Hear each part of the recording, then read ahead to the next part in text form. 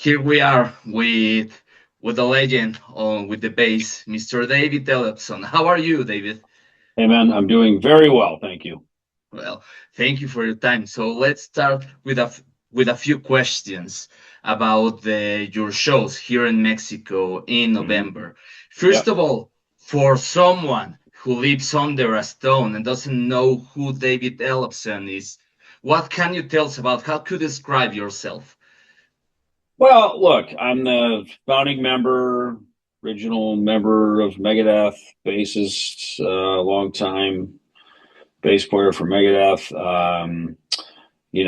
I've got several other, I played with Ministry and Montrose and Soulfly and all kinds of other cool bands and stuff that I've done over the years. And yeah, if you've been living under Overkill, I was actually just down in Mexico with Overkill last year, filling in Dee Bernie. So Metal Allegiance, we played in Mexico as well. So um, I'm your neighbor, and I'm looking forward to coming seeing you. All righty, yes, yes. So, yes, like you said, that's really we're neighbors. So, getting into it, you are seems you have a second area, you have a lot of projects, a lot of stuff to do. How can you feel about that? Look, I think a lot of this whole thing is. I'm a lifelong musician. I'm a lifelong lover of the music business. I'm not just a bass player. I've learned the craft of being an entertainer, not just the craft of being a musician, but also songwriting and everything that goes into it. So I've spent my whole life doing it, and I enjoy it. I love it. I never did it for the money. I've made some money. I've done a lot of stuff where I didn't make any money. I've invested a lot of my money back into it. You know what I mean? So to me, money is just a tool. It's not the end game. It can be a reward, but I usually take it and just reinvest it back into the next bunch of stuff that I'm doing. So for me, it's always just been about the love of doing it. And metal and hard rock is that's the air I breathe, man. Yeah, yeah, like you said, it's all for fun, for makes you feel alive. And Yeah. talking about it, it's about Kings of Thrash. Like you said it's a celebration from all that kind of music. But can you feel you are doing some gigs in those months? So how can you feel more with this lineup doing all these concerts, David?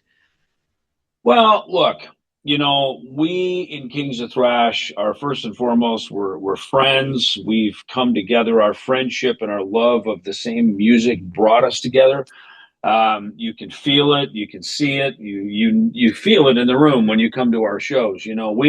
I feel like we breathed new life into this music. This was music that was created often under duress many years ago, in the 80s. We were on drugs, we were very poor, we were fighting against a lot of stuff. Dave was trying to rebuild after being let go from Metallica.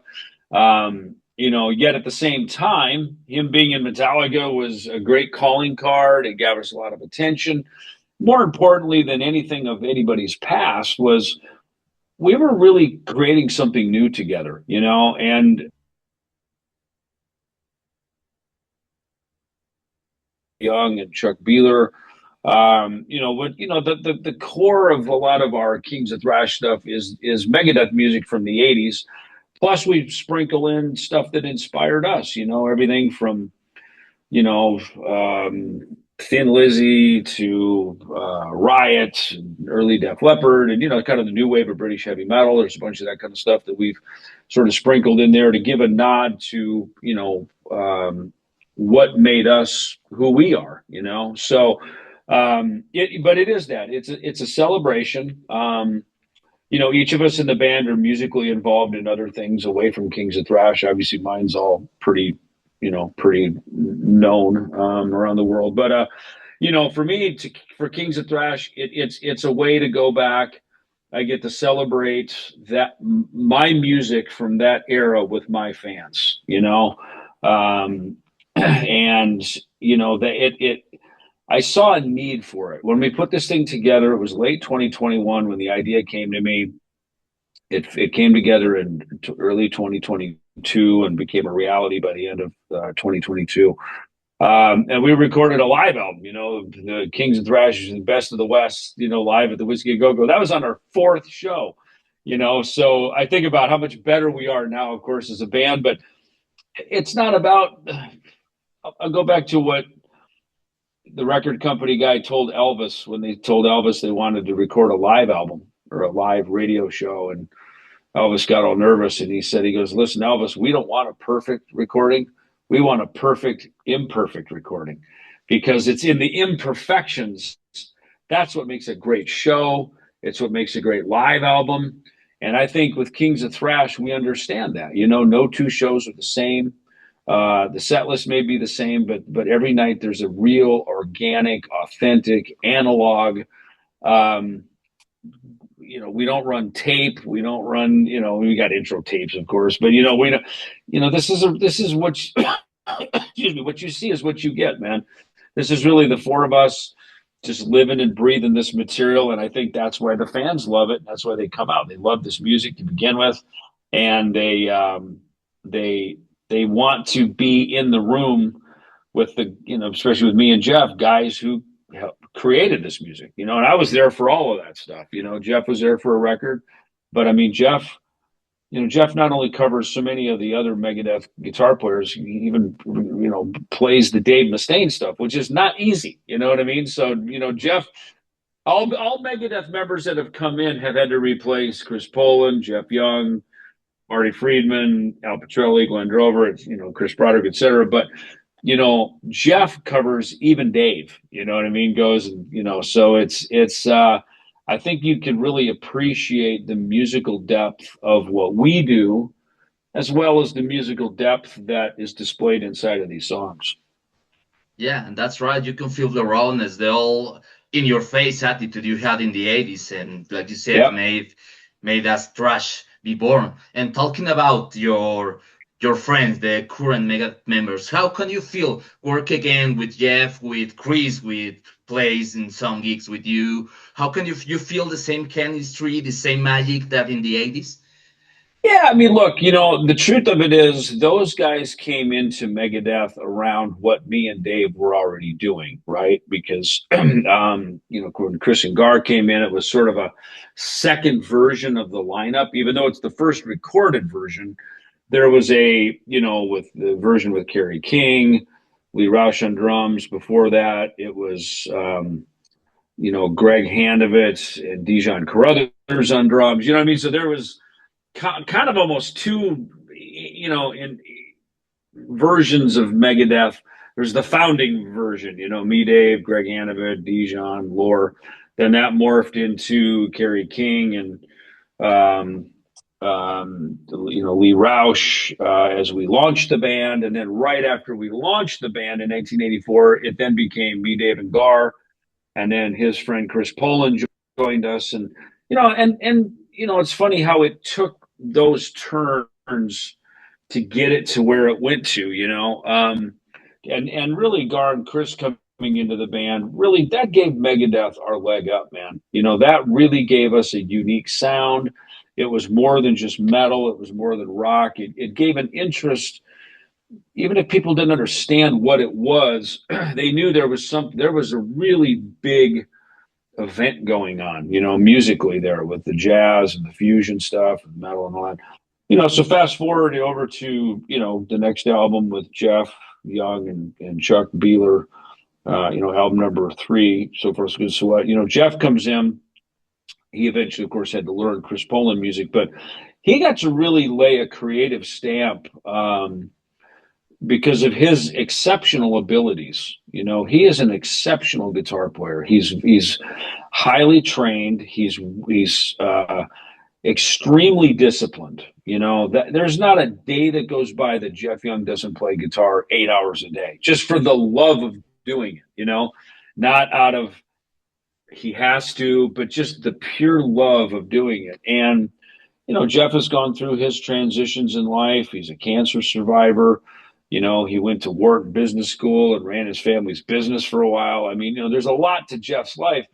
And so there was huge interruptions where he wasn't able to be a guitar player. So, as we've talked a lot about, for him to be able at this point in his life, sort of forsake a professional career, but to go back to his true love, which is to just be a full-time guitar player, that quite honestly doesn't pay that much, like what it could have back in the 80s. When we were all in the band together, there was still a shot you could hit it big, and be a big time rock star, and we got to have a taste of that, of course. But so I always commend Jeff in that he's able to sort of really focus and sort of push the noise of the world out and just really be a full-time musician like he is, and to really dig in and go deep into this material. It's a labor of love for him, and you see it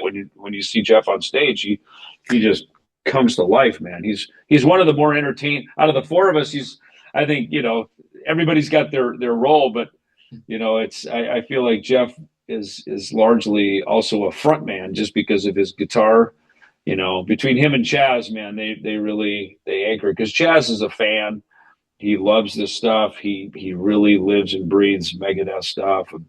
He really gets kind of the detail and the nuance of Dave and how to sing this stuff and everything. So, we're not trying to be a tribute band. We're not trying to go out and do that.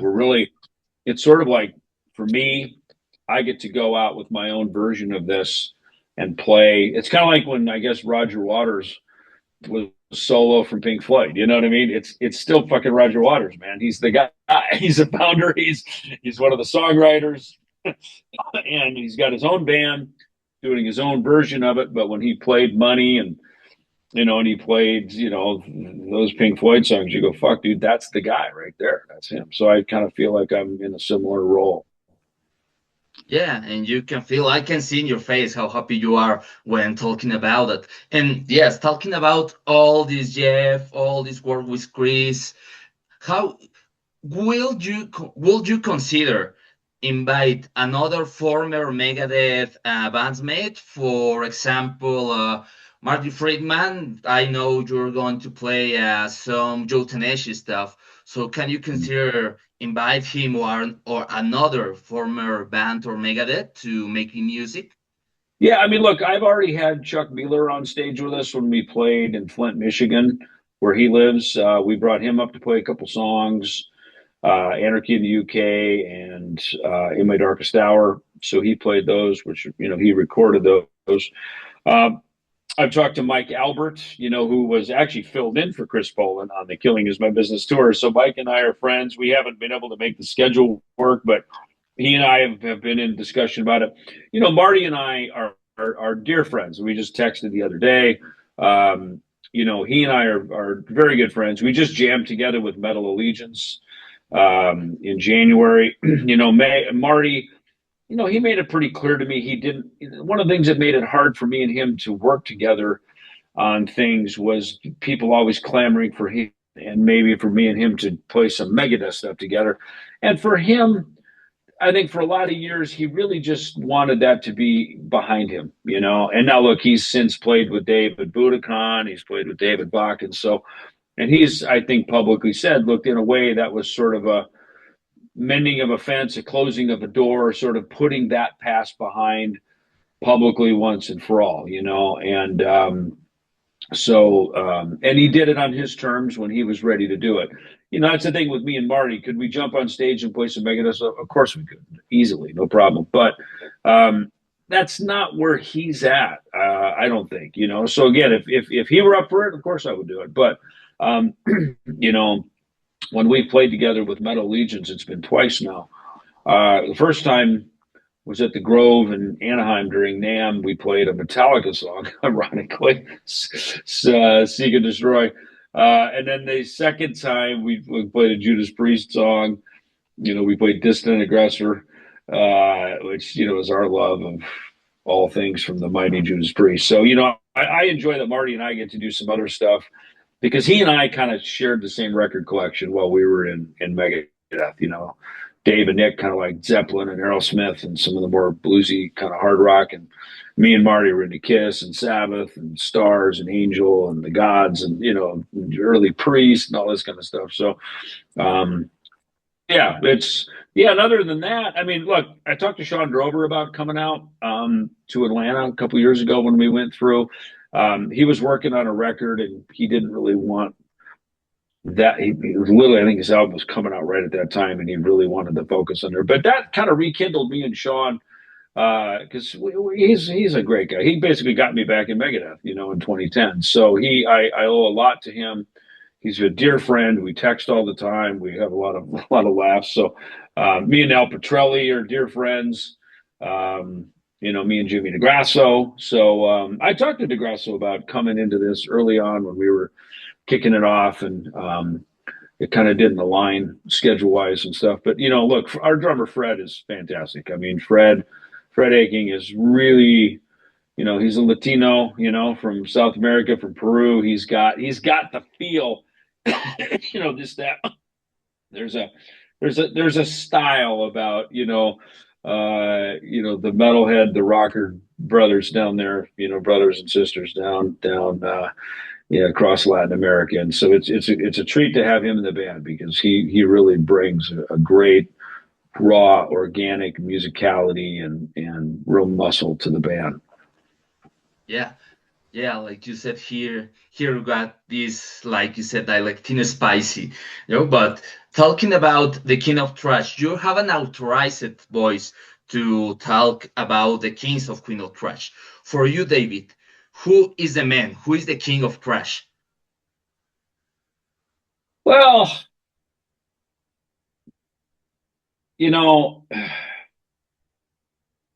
look, I think it all probably if you're going to name the king, it would be Lemmy, right? Because in a lot of ways, anytime Lemmy said he goes, "We're about ahead, we're a rock and roll band," he never called himself a thrash band. He never called Motorhead a heavy metal band. He was just playing rock and roll. But if you really think about it, it's kind of where it all started. And of course, I always probably second to him would be Lars because none of us would be here without him.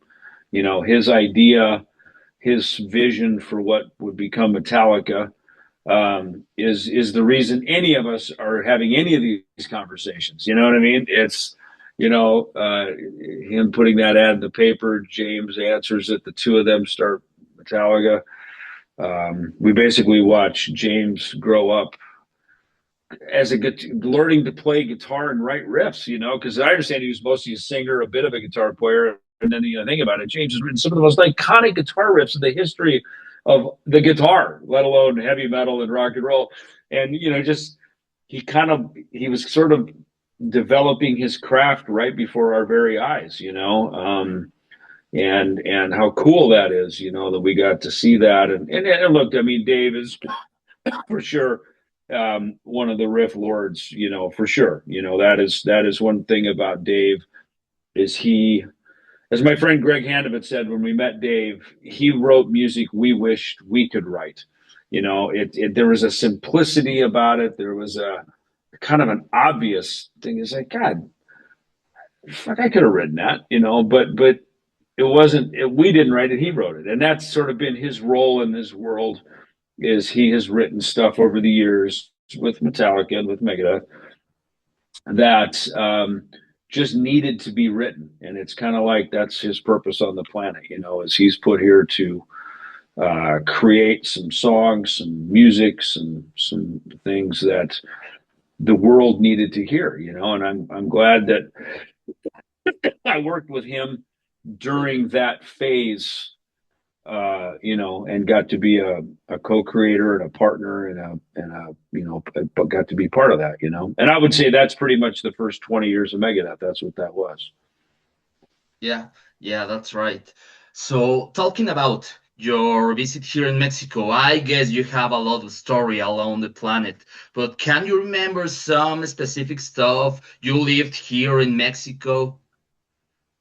I did a bass story tour across Mexico. It's probably 2019, I think. And I remember it was in Sonora, right, which is just right over the kind of over the border Yeah. from Arizona where I live, right. So it was in Sonora. I went to the promoter's house, and we had these flank steaks that he made in the backyard on the grill, and this awesome avocado. And I realized that was the first time I realized that we had these flank steaks that he made, this really spicy salsa. And it was like I was able to have some of the guacamole, and it cooled my tongue off. I went, I've been having this stuff in America for so many years, and I never realized that that's why you guys have guacamole, is to chill your tongue out after you know eat super badass salsa, right? And I don't know if that's why you do it. That's why I did it. But that was such a standout moment, and that wasn't that long ago. You know, it was 2019. So. Um, 5 6 years ago. But I remember that was so great, just going over to his house and chilling out under the stars out in the desert of Sonora. Super great. I mean, look, we've played the big stadiums down there. We played, the arena with Judas Priest when they opened for us. Um, headlining it when I came back to Megadeth in 2010 and all that splendor and fanfare and glory. We were playing Rust in Peace, walking back out on that stage of that arena, as we we headlined that night. And so yeah, there's just been, and what I like about this tour coming up is we're hitting some other places. Going back to Monterey, of course, but some a couple of places I have not been to before, and doing Rockland. I got invited to do Rockland, which for me is, dude, that's huge. I mean, that's like being on primetime TV. So there's just all this great stuff that I'm really looking forward to on this tour. Yeah, that's right. A lot of cool stories. So, what can you expect of this visit with King of Thrash here in Mexico? You have a few dates right here. Yeah, I mean, I think what I'm looking forward to is bringing these songs down to Mexico, because all the years I went there with Megadeth, we were playing more of the 80s, but especially the 90s, the greatest hits set. So this is a chance to bring the real origins of thrash metal to Mexico. From my background, from this is, my life that I was part of, creating this, along with Jeff, to bring this down there in its real organic form. And I think done in a really high quality way. And I'm really looking forward for the fans getting to have a chance to experience this. Yeah. And what can you expect of the Mexican audience in these gigs? I can already envision it. I think it's going to be rowdy. I think it's going to be super freaking high energy. I can already see the mosh pits in my mind from the stage.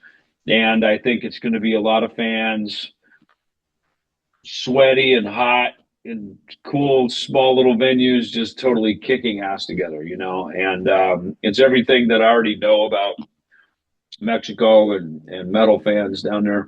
But I think this is going to be fun, man. This is going to be a super great, interactive, fun night of thrash for everybody. Yeah. In the other hand, what as a fans, what can we most expect of the King of Thrash presentations? I think these are the right size venues for this kind of music. Look, we're touring a lot. The band's totally on point. The set list is strong. It's everything that we want to present, and the way we want to present it. So it's going to be, it's going to be fast. It's going to be thrashing. It's going to sound great. It's going to be fucking kick-ass thrash. It's exactly what it's supposed to be. Yeah. Yeah. So let's start to closing the interview, David. Just a few more questions. The first, what's next? What's next for you? You have this project. You have a lot of more projects. What next for you in this 2025? Oh, I've always got a few things up my sleeve that get revealed as they come along. One of the things I'm really excited about is, I got asked by Silver Linings Music to do my rendition and homage to Cliff Burton with the Anesthesia Pulling Teeth track that's part of this No Life Till Leather tribute to Metallica. Now, the song is already out. I did sort of a playthrough video, so it's kind of out there already. But, it's a great lineup with Testament and Saxon and the Almighty, just super cool lineup of artists on there. So there's that. Um, I've got some other stuff that'll be being announced here in the next couple of months for 2026. The new Ellefson Soda record, excuse me, that's out right now. Um, we have another video that we're dropping for SOAB, which stands for Son of a Bitch. That's literally coming out tomorrow. I don't know when this interview is going to broadcast, but so we're going to be pushing that out. So yeah, there's that, and just stay tuned for more, man. I'm having a great time. I feel free. I feel happy. I feel musically just on fire, and I'm just having a great time right now. So there will always be more. Yeah, of course. And like you said, your cover of Pulling Teeth, I have no questions on my list, but I must to ask, how can you feel to play that solo for from Kill Warton? It's a legend as you. So, when I met Dave in 1983, he was about 6 weeks out of Metallica, right? So we start Megadeth. Excuse me. We start Megadeth. We have our own sound. We're developing our own way. I play my own way. When I heard Anesthesia Pulling Teeth on Kill 'Em All in the fall of '83, when the record came out, I related. I could understand what Cliff was doing. Um, and I know it was a highlight. That was a big deal for a bass player to take center stage and play bass solo because in metal it's usually the guitar player and the drummer and the singer. So for the bass player to step up, him, Steve Harris, and that was really a path that I was on with Megadeth, is that I was going to very much be a forward member as a player, in the band. So um, I think that um, all these years later, Cliff left such an incredible legacy. He obviously left us far too soon. But the work that he did on those three Metallica records before he left us is just such great impact, and forward thinking. He was doing what other people were not doing. He really had a great vision for what his contributions were. So, for me to when they asked me to do it, I was kind of like, why me? You know what I mean? Like I play very different from Cliff and everything, and they said, look, you're the guy. Like we want you to do it. So I said, okay. So part of it was getting the right equipment too. Getting Cliff's signature bass, his signature distortion wah pedal. That's what really kind of brought it together for me. As I realized it's a whole package. You kind of have to get into Cliff world, and that's what made the whole thing come together. And then from there, I had fun with it. Yeah, that's cool. So, a more personal question, David. What means music in your life? Everything, it's I go back to what it did for me when I was about 10 years old and I started hearing it on the school bus radio, and I started hearing it. My first recollections of music, just hearing it, were like Neil Diamond on the radio, Johnny Cash, and then I'd hear Motown stuff. Maybe Jackson Five, Diana Ross. Some of this Smokey Robinson. I still love Smokey Robinson. And then I started hearing the new music that was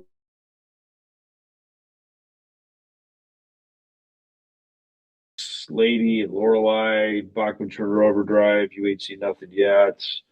and Hey You, Kiss, Shout It Out Loud. That became my era. That's my generation. It became my song. And that's what opened my eyes to all of it. Excuse me. And that's what got me excited. And for whatever reason, the bass chose me. I can't say I chose it. It chose me. And I got a Gibson EBO bass guitar my mom bought for me and a little Fender amp. And I got to work, man. And I started, and I've been doing that ever since. I mean, honestly, that's it. It's what gets me out of bed in the morning. It's the last thing I do before I go to bed. And some days it isn't always playing. Sometimes it's just listening, absorbing, checking out new stuff that's around. I like, being in the business of music, you can get sometimes a little numb to music. You can become a little just, the impact isn't there. So it's important. I go through phases where I play a lot, go through phases where I'm resting and listening and stuff. So I just heard a new record today from some friends of mine in Biohazard. I just heard some new stuff from them. That got me super excited. It's killer. Um, so and I'm just working always on my own music too. You know what I mean? So I like when I can go back and listen to my records and I'm still a fan of them. Megadeth, Ellefson Soto, um, anesthesia pulling teeth, whatever it is, that I played, and it's like, yeah, I like this. This is pretty good, So I think that for me is the benchmark. Is obviously I want my fans to like it and my audience to like it, but it's important that I like it too. Yeah, yeah. And just for ending, David, please invite all your fans here in Mexico to see you next November. Yeah. Hey, so anyway, David Ellefson here, Kings of Thrash, heading your way in November. Tour dates will be posted here, but really looking forward to seeing you all. You're not going to want to miss Kings of Thrash. It's a special night out. It's a fun night out. So put on your black t-shirt, come out, be ready to thrash. Let's go do this. It'll be great.